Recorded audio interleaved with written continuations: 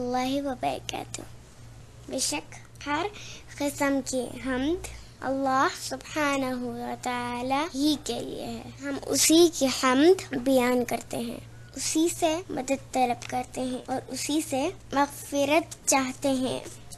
الحمدللہ ہم ان 10 دنوں سے گزر رہے ہیں جو بہت زیادہ فضیلت کے حامل ہے، جیسا کہ صحیح احادیث سے ثابت ہے کہ ان دنوں میں کیا گیا عمل اللہ تعالیٰ کو بہت زیادہ محبوب ہے۔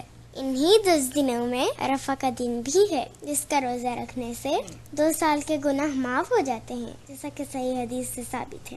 الحمدللہ اللہ تعالیٰ نے ہم کو آج کا دن دیا ہے، نہیں معلوم کہ کل کا دن ہمیں نصیب ہوگا یا نہیں، تو اس لیے ہم کو چاہیے کہ ہم ان ایام سے بھرپور فائدہ اٹھائیں اور اپنے نامہ اعمال میں آج کے صفحے کو نیکیوں سے منور کریں۔ اللہ تعالیٰ سے دعا ہے کہ وہ ہم کو اس عشرے سے پورا فائدہ اٹھانے کی توفیق دے، ہمارے خطاؤں کو معاف کرے اور ہمارے صالح اعمال قبول کرے۔